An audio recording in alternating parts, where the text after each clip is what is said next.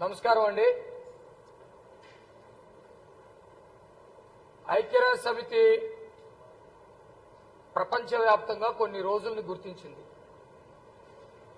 Doctors day, mothers day, children's day,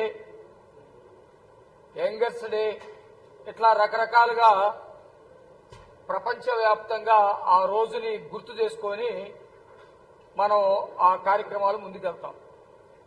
Jaganmohan Reddy అధికారంలో ఉన్నంత కాలం రోజుకొక మర్డర్స్ డే, రోజుకొక రేప్ డే, రోజుకొక గ్యాంగ్ రేప్ డే, రోజుకొక భూ కబ్జా డే, ఇట్లాగా ప్రతిరోజు ఒక ప్రత్యేకమైనటువంటి రోజుగా జగన్మోహన్ రెడ్డి కాలంలో జరిగిపోయినటువంటి విషయాలు చాలా బాధేస్తా ఉంది. ఈరోజు వీళ్ళేదో పని లేక రోడ్డు మీదకి వచ్చి కార్యక్రమాలు చేస్తా ఉంటే వాళ్ళు చేసే ఈ ప్రజలకు ఎవరికి గుర్తు రావట్లేదు. ఈ రోజును చూస్తే ఈ సంఘటన, ఈ రోజును చూస్తే ఈ హత్య, ఈ రోజును చూస్తే ఈ మానభంగం, ఈ రోజును చూస్తే ఈ భూ కబ్జా ఇలాంటివి గుర్తుకొచ్చేటువంటి పరిస్థితి ఉంది. డైరెక్ట్ గా ఇదే రోజు మే 19వ తారీఖు 2022 సుబ్రహ్మణ్యాన్ని అత్యంత ఘోరంగా చంపేసినటువంటి రోజు. ఎవరు చంపాడు? రోడ్డు మీద వెళ్ళేటువంటి ఆకతాయిలు కాదు, జగన్మోహన్ రెడ్డి ఇచ్చినటువంటి గంజాయి దాగి గంజాయి బ్యాచ్ కాదు. జగన్మోహన్ రెడ్డి చట్టసభల్లో పెద్దల సభకి పంపించినటువంటి ఒక వెధవ అనంతబాబు అనేటువంటి వాడు డైరెక్ట్ గా సుబ్రహ్మణ్యాన్ని దూర ప్రదేశానికి తీసుకెళ్లి అత్యంత ఘోరంగా శరీరంలో ఉన్నటువంటి అవయవాలన్నిటిని కూడా కుమ్మలబొడిచి అత్యంత దారుణంగా చంపినటువంటి రోజు. చూడండి ఎంత దారుణంగా చంపేశాడో మీరు, అది కూడా ఒకసారి తీయండి. సుబ్రహ్మణ్యాన్ని ఒళ్ళు మొత్తం కూడా కమిలిపోయి ఉంటుంది. అత్యంత దారుణంగా కుమ్మలబొడిచి తన సొంత కారులో ఇసుకలో పడేసి అత్యంత దారుణంగా మర్మావయవాలన్నీ కూడా కుమ్మలబొడిచి రాడ్డుతోటి మర్మాంగాలు మొత్తాన్ని కూడా ఇది చేసి ఇవన్నీ చాలా ఉన్నట్టు అతని కారులోనే తీసుకొచ్చి ఇంట్లో పడేసి, ఇంటిలో వాళ్ళ భార్య గర్భిణి, దాదాపు 6 నెలల గర్భిణి ఆనాటికి అత్యంత దారుణంగా ఏం చేసుకుంటావో చేసుకో అని చెప్పేసి అత్యంత దారుణంగా ఇంట్లో పడేసినటువంటి రోజు ఈ రోజు. ఖచ్చితంగా 5 సంవత్సరాల క్రితం దళితుల హృదయాల్లో ఆవేదన మిగిల్చినటువంటి రోజు. మనిషిని చంపడం మా దళితులు చంపించుకోవడం, చావటం ఇదంతా అలవాటైనప్పటికీ కూడా ఒక చట్టసభల్లో పెద్దల సభకి ప్రాతినిధ్యం వహిస్తున్నటువంటి ఒక బడుద్దాయ్ వచ్చి నేనే చంపాను, ఎవరేం చేస్తారో చూసుకోండి అని చెప్పేసి మాట్లాడితే కనీసం ఎమ్మెల్సీ నుంచి వాడిని బయటకు కూడా సస్పెండ్ చేయలేదు. పైగా అతన్ని తీసుకొచ్చి ఇగో చాలా గొప్పవాడని చెప్పేసి జైలు నుంచి తీసుకొచ్చి రెడ్ కార్డ్ పెట్టేసి బ్రహ్మాండంగా మేళాలు తాళాలతో తీసుకొచ్చి పోలీసులతోటి మనం అధికారంలో ఉన్నప్పుడు హంతకులకి సెల్యూట్ చేపిస్తామని చెప్పేసి పోలీసు కవాతు చేయించినటువంటి దుర్మార్గుడు జగన్మోహన్ రెడ్డి. మాకు బాధేస్తా ఉంది. 5 సంవత్సరాల తర్వాత కూడా మా హృదయాల్లో అది కలిసి వేస్తా ఉంది. దీనికంటే ముందు ఇంకో సంవత్సరం ముందు కనుక చూసుకుంటే మే నెల 21వ తారీఖు 2021 సంవత్సరంలో, అంటే 6 సంవత్సరాలు అవుతా ఉంది. అప్పుడు జగన్మోహన్ రెడ్డి అధికారంలోకి వచ్చి 19లో అధికారంలోకి వచ్చాడు. 21 సంవత్సరం గడిచింది. 22వ సంవత్సరం గడిచేటప్పటికీ కోవిడ్ వచ్చింది. ఇతని పాద మహిమ ప్రపంచంలో లేనటువంటి ఎప్పుడూ రానటువంటి జబ్బు వచ్చి ప్రపంచం మొత్తాన్ని వణికిస్తూ గాలి పీల్చి వదిలితే చచ్చిపోయేటువంటి రోజులు. కానీ డాక్టర్లు, ఆంధ్రప్రదేశ్ లో ఉన్నటువంటి డాక్టర్లు ముఖ్యంగా వైద్యం చేయడానికి ముందుకొచ్చి వైద్యం చేస్తా ఉంటే మాస్కులు పెట్టుకోమని ఐక్యరాజ్య సమితి చెబితే మాస్కులు లేకుండా బయటికి వెళ్ళొద్దని, చేతులు శానిటైజర్ తోటి కడుక్కోకుండా బయటికి వెళ్ళొద్దని చెబుతా ఉన్నటువంటి రోజుల్లో డాక్టర్ సుధాకర్ ఒక దళితుడు, ఆయన ఇప్పటికే 5 రోజులు అవుతుంది నాకు మాస్క్ ఇచ్చి, మాస్క్ 1 గంట కంటే ఎక్కువ వాడకూడదు, 5 రోజుల నుంచి ఒకే మాస్క్ ఇస్తా ఉన్నారు, ఇదేమి ప్రభుత్వం, ఇది దారుణం నాకు మాస్కులు ఇవ్వండి, నేను వైద్యం చేయడానికి సిద్ధంగా ఉన్నానని చెబితే మా ప్రభుత్వంలో మేమిచ్చినటువంటి మాస్కులు పెట్టుకోవాలి తప్ప నువ్వు మాట్లాడతావా, నువ్వు అడుగుతావా, అది కూడా అందరూ చూసేటట్టు అడుగుతావని చెప్పేసి ఆ డాక్టర్ సుధాకర్ ని అత్యంత దారుణంగా పిచ్చోడి చేశారు. ఇతనికి పిచ్చి ఉందని, ఇతనికి మెంటల్ ఉందని, ఇతను డాక్టర్కి పనికిరాడని ఉద్యోగంలో నుంచి పక్కన పెట్టి ఉద్యోగానికి రాకుండా వెళ్లేటప్పుడు వచ్చేటప్పుడు అవమానిస్తూ బాధ పెడుతూ అనేక రకాలుగా చిత్రహింసలు చేశాడు. అటు ఉద్యోగం లేక, ఇటు జీతం రాక, వైసీపీ వాళ్ళు బాధలు భరించలేక రోడ్డు మీద వెళ్తా ఉంటే ఇతనేదో పెద్ద నక్సలైట్ లాగా, ఇతనేదో పెద్ద టెర్రరిస్ట్ లాగా అతన్ని నడి రోడ్డు 21వ తారీఖున అంటే ఎండలు ఏ విధంగా ఉండే చూస్తా ఉన్నాం మనం.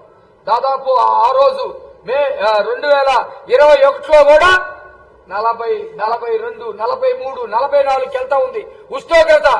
ఆ టైములో మలమల మాడే తార్ రోడ్డు మీద చొక్కా ఇప్పదీసి చేతులు 2 వెనక్కి కట్టేసి అత్యంత దారుణంగా చిత్రాంశాలు గురి చేసి మెంటలోడని ముద్రేసి హాస్పిటల్లో తీసుకెళ్లి పడేసి మెంటలు లేకపోయినా మెంటల్కి ఇచ్చేటువంటి మందులు ఇచ్చి మానసికంగా చిత్రహింసలు పెట్టి చంపినటువంటి రోజు మే 21.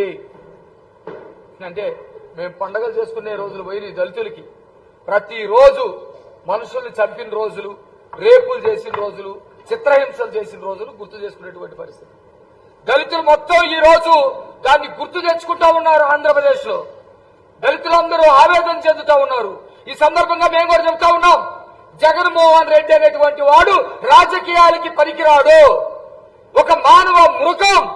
దళితుల పట్ల అంటరానితనాన్ని 1000 రెట్లు ప్రదర్శించినటువంటి వ్యక్తి, మాట్లాడితే శిరోమండలం చేయించినటువంటి వ్యక్తి, కల్తీ మద్యం గురించి మాట్లాడితే ఓం ప్రకాష్ ని తెల్లవారేసరికి శవం చేసినటువంటి వ్యక్తి జగన్మోహన్ రెడ్డి. నాగమ్మ అనే వ్యక్తిని, ఒక మహిళని అత్యంత దారుణంగా ఒక 10 మంది కలిసి కడప పులివెందుల్లో రేప్ చేసినటువంటి పరిస్థితి. దాదాపు 70,000 సంఘటనలు 5 సంవత్సరాల్లో జరిగినాయి. 70,000 సంఘటనలు అందరి మీద, దళితుల మీద, బడుగు బలహీన వర్గాల మీద, ఎస్టీల మీద జరిగినాయి. ఎస్టీ కుర్రోడ్ని ఒంగోలులో ఒక చిన్న కేసు విషయంలో తీసుకెళ్లిపోయి వైసీపీకి సంబంధించినటువంటి గోండాలు గవర్నమెంట్ హాస్పిటల్కి వెనక్కి తీసుకెళ్లిపోయి వాడిని పిచ్చ కొట్టుడు కొట్టి వాడు దాహం అరుస్తూ ఉంటే వాడి నోట్లో మూత్రం పోసి దాన్ని చిత్రీకరించి దాన్ని మొత్తాన్ని కూడా వైరల్ చేసి దళితుడు ఎవడైనా మాట్లాడితే వాళ్ళంతు చూస్తామని చెప్పినటువంటి రోజులు గుర్తుకొస్తా ఉన్నాయి. నందిగామలో కుర్రాన్ని పట్టుకొచ్చి మంగళగిరిలో అత్యంత దారుణంగా కొట్టేసి అతని నోట్లో కూడా మలవ మూత్రాలు కుక్కినటువంటి రోజు. ఎప్పుడో నాకు తెలిసి నేను పురాణాలు చదువుకునేటప్పుడు దాదాపు 5,000 సంవత్సరాల క్రితం అంటరానితనాన్ని చూపించి దళితుడు ఎదురొస్తే పక్కకు తొలగి వాడు తాగితే నీళ్లు పోసుకొని వాడు మాట్లాడితే నాలుకలు కోసినటువంటి రోజులు నేను ఎప్పుడో పురాణాల్లో చదివేది గాని ప్రత్యక్షంగా చూసింది మాత్రం జగన్మోహన్ రెడ్డి కాలంలో అని చెప్పేసి నేను ఈ సందర్భంగా గుర్తు చేస్తా ఉన్నా. జిల్లా మొత్తం కూడా దళితుల మీద దాడులు జరిగినటువంటి ఈ మాసంగా ఒక రోజుగా మే 19, 20, 21 ఈ 3 రోజుల్ని ప్రతి దళితవాడలో చైతన్య కార్యక్రమాలుగా తీసుకొని ఎవరైతే దళితుల్లో అమరవీరులయ్యారో వాళ్ళందరికీ కూడా నివాళులర్పిస్తూ నిత్యం ప్రజల్లో చైతన్యం తీసుకురావాలని చెప్పేసి జిల్లా వ్యాప్తంగా పిలుపునిస్తా ఉన్నాం. దీనికి ఎమ్మెల్యేలందరూ కూడా సహకరించండి. దళితులు చేసుకునే కార్యక్రమాలకి ఎమ్మెల్యేలందరూ కూడా పాల్గొనాలని చెప్పేసి ఎమ్మెల్యేలు కూడా శాసనసభ్యులు కూడా నేను పిలుపునిస్తా ఉన్నాను. ఇది దాదాపు గత 5 సంవత్సరాల్లో జరిగినటువంటి సంఘటన. ఇంకొక విషయాన్ని కూడా నేను చెప్తాను, తర్వాత సోదరులు ఇద్దరు కూడా మాట్లాడతారు. ఇంకో సీరియస్ విషయం, మళ్ళీ 2 ప్రెస్ మీట్లు ఎందుకులనే ఉద్దేశంతో అంబటి రాంబాబు నిన్న మళ్ళీ ఇంకొక పగటి వేషం వేసి ఏదో మాట్లాడుతూ ఉన్నాడు. వీళ్ళకి జనరల్ గా మనుషులైనటువంటి వాళ్ళకి బుర్ర ఎక్కువ ఉంటది, తక్కువ ఉంటది. మెదడు బాగా పనిచేస్తుంది, కొద్దిగా పనిచేస్తుంది మనుషులకి ఎవరికైనా. ఈ వైసీపీ వాళ్ళకి అసలు బుర్రలే ఉన్నాయో లేవో ఆ బుర్రలు కూడా మోకాల్లో ఉండేవని చెప్పేసి నాకు అర్థం కావట్లా. చంద్రబాబు నాయుడు గారు ఒక పిలుపునిచ్చాడు.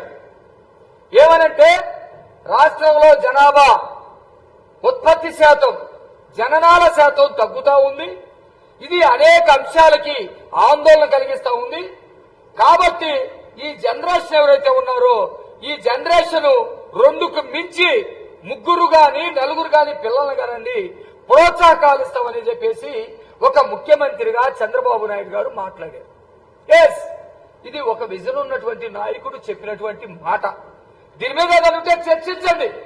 జనాభా పెరుగుదల ఎందుకు, ఆంధ్రప్రదేశ్ లో ఎందుకు జనాభా పెరగాలి, మనకి తిండి దొరకట్లేదు, బట్ట దొరకట్లేదు, లేకపోతే వాళ్ళకి ఉద్యోగం ఉండదు, లేకపోతే ఇంకొకటి ఉండదు అని మీరు చర్చించండి. దానికి మేము కూడా సమాధానం చెప్తాం. జనాభా తగ్గుతుంది, ఒకప్పుడు పెరిగింది, మధ్యలో తగ్గింది, మళ్ళీ ఇప్పుడు పెంచాలి, ఎందుకు పెరగాలో అనేది మేము చెప్తాం. సాటిస్ఫై అయితే ప్రజలు దాన్ని ఫాలో అవుతారు, సాటిస్ఫై కాకపోతే ఎవరి ఇష్టం వాళ్ళు ఎటు చేసుకోవచ్చు. ఎందుకంటే ఉదాహరణ చెప్తా ఉన్నాం. ఈరోజు ప్రపంచంలోనే అత్యధిక సాంకేతిక పరిజ్ఞానం ఉన్నటువంటి దేశం జపాన్ దేశం. జపాన్ దేశం బ్రహ్మాండమైనటువంటి సాంకేతిక విప్లవాన్ని సృష్టించింది. ఒక రేడియో, ఒక మైకు, ఒక టీవీ, ఒక ర్యాకెట్ ఏదైనా సరే వాళ్ళు తయారు చేస్తారు. అంత బ్రహ్మాండమైనటువంటి విజ్ఞానాన్ని సంపాదించుకున్నారు. వాళ్ళు ఆ సంపాదనలో పడిపోయి ఆ విజ్ఞానాన్ని సంపాదించుకొని ఆ టెక్నాలజీ వైపున వెళ్లే క్రమంలో దాదాపు 35 ఏళ్లకి పెళ్లిళ్ళు చేసుకుంటా ఉన్నారు. ఆ వయసుకి పిల్లలు సరిగా పుడతలేదు. పిల్లల్ని సంతానోత్పత్తి చేసేటువంటి సమయం దాటిపోతా ఉంది. దీనివల్ల 16 సంవత్సరాల క్రితం ఉన్నటువంటి వాళ్ళే వృద్ధులుగా ఉన్నారు తప్ప యువకులు లేకుండా పోతా ఉన్నారు. యువకులు లేకుండా పోవటం వల్ల కార్మికుల సంఖ్య తగ్గిపోతా ఉంది. వాళ్ళు ఏదైతే ఉత్పత్తి చేస్తా ఉన్నారో ఆ ఉత్పత్తి చేసే దగ్గర కంపెనీల్లో ఉద్యోగస్తులు లేకుండా పోతా ఉన్నారు. వయోవృద్ధులకి పెన్షన్లు ఎక్కువ ఇవ్వాల్సి వస్తా ఉంది. మరణాల రేటు తగ్గిపోతా ఉంది. మరణాల రేటు తగ్గిపోవడానికి కారణం ఏంటంటే ఆరోగ్య పరిరక్షణలో విప్లవాత్మకమైనటువంటి మార్పులు రావటం, బ్రహ్మాండమైనటువంటి వైద్య పరికరాలు తీసుకురావటం, బ్రహ్మాండమైనటువంటి మందులు కనిపెడతాం. దీన్ని వాళ్ళు ఆందోళనలో పడ్డారు. జపాన్ అంతా ఆందోళన పడిపోయింది. అనేకమైనటువంటి ప్రోత్సాహాలు ఇస్తా ఉంది. జననాల రేటు పెంచాలని చెప్పేసి మాట్లాడుతూ ఉంది. ఇప్పుడు 16 సంవత్సరాల్లో అనేకమైనటువంటి ప్రమాదాలు చూస్తా ఉన్నాం. ఇంకొక 10 ఏళ్లు కనుక చూస్తే జపాన్ మొత్తం ముసలతోటి నిండిపోతూ ఉంటది. పిల్లలు అనేవాళ్ళు ఉండరు.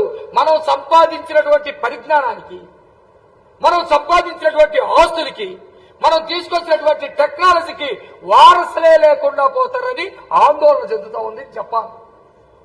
ఇలాంటి కొన్ని దేశాలు ఉన్నాయి. ప్రపంచవ్యాప్తంగా కూడా మార్పులు వచ్చింది. మనిషి అనేకమైనటువంటి వైద్య విజ్ఞానంలో వచ్చేటువంటి మార్పుల వల్ల రోగాలు మొత్తాన్ని జయిస్తూ ఉన్నాడు. కార్డియాక్ అరెస్ట్ అయినా కూడా వెంటనే బ్రతికిచ్చే స్థాయికి వైద్య పరిజ్ఞానం పెరిగిపోయింది. ఇదొక అంశం. రెండోది, భారతదేశంలో దక్షిణ భారతదేశం, ఉత్తర భారతదేశంగా 2 రకాలుగా ప్రజల మధ్య అనుకోకపోయినా ఒక గీత ఉంది. ఉన్నప్పుడు విపరీతంగా ఉత్తర భారతదేశంలో జనాభా పెరిగిపోయారు. ఈ జనాభాని అరికట్టాలని ఒక నిర్ణయం తీసుకున్న తర్వాత దక్షిణ భారతదేశంలో ఉన్నటువంటి రాష్ట్రాలు జనాభా నియంత్రణని పాటించటం వల్ల జనాభా పెరుగుదల ఈ ప్రాంతంలో తగ్గిపోవటం వల్ల పరిజ్ఞానాన్ని అందిపుచ్చుకోలేకపోతా ఉన్నారు. సేమ్ జపాన్ లాగే వృద్ధాప్యం పెరుగుతూ ఉంది. పిల్లల సంతానోత్పత్తి సామర్థ్యం తగ్గుతూ ఉంది. ఇలాంటివన్నీ కూడా ఆలోచించి చంద్రబాబు నాయుడు గారు జనాల్ని పెంచండి, జననోత్పత్తిని పెంచండి, ప్రభుత్వ పరంగా ప్రోత్సహిస్తామని చెప్పాడు. ఏంటి దీంట్లో తప్పు నాకు అర్థం కాలేదు. ఎంబటి రంబ బ్యాగ్ వేసుకుంటా వచ్చాడు. ఏమన్నాడు? నువ్వు ఒకటే కన్నావు చంద్రబాబు, నీ కొడుకు ఒకటే కన్నాడు చంద్రబాబు, రేపు నీ కొడుకు కూడా ఒకటే కంటాడు అని అన్నాడు. మనవడు, మీ మనవడు కూడా ఒకటే కంటాడు అన్నాడు. ఎవరు చెప్పాడు? నీకు ఏమైనా రాసిచ్చాడు దేవర్షి ఒకటే కంటాడని? చంద్రబాబు నాయుడు గారు ఒకటే కన్నాడు ఆనాటి పరిస్థితులు రీత్యా. నేను చెబుతున్నా, నాకు 2 పిల్లలు. మా అమ్మ వాళ్ళు అంటే మా అమ్మ నాన్న కంది 5 పిల్లల్ని. మా అమ్మకి మా నాన్నకి మేము 5 సంతానం. చంద్రబాబు నాయుడు గారు చెప్పినట్టు వల్ల కానీ లేకపోతే సమాజంలో వస్తున్నటువంటి మార్పుల వల్ల కానీ మేము ఇద్దరే కన్నాం. మా అమ్మనే కాదు, నా అమ్మ 12 మందిని కన్నది. మా తాతయ్య 12 మంది పిల్లలు కన్నాడు. ఆ రోజుల్లో 12 మంది పిల్లలు వాళ్ళు ఆస్తిలాగా భావించేవాళ్ళు. మా అమ్మ నాన్న టైం వచ్చేటప్పటికి 5 కన్నారు. కాలం మారిపోయిందని మేము ఇద్దరే కన్నాం. మళ్ళీ వచ్చింది. ఇప్పుడు పిల్లల్ని 3 కనమంటా ఉన్నారు. దానికి అమ్మరాంబాబు ఏం మాట్లాడారు? పెట్టమ్మా ఒకసారి మీరు చూశారు, అయినా ఒకసారి చూడండి, ఆ క్యాబినెట్ చూడండి, ఆ చూడు ఏదో పెద్ద అడ్డపేట బ్రహ్మాండాన్ని సాధించడం లాగా.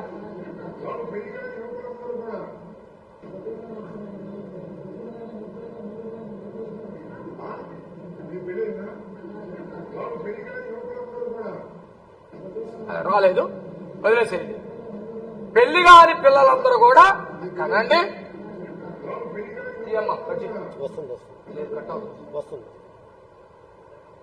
ఓకే వదిలే.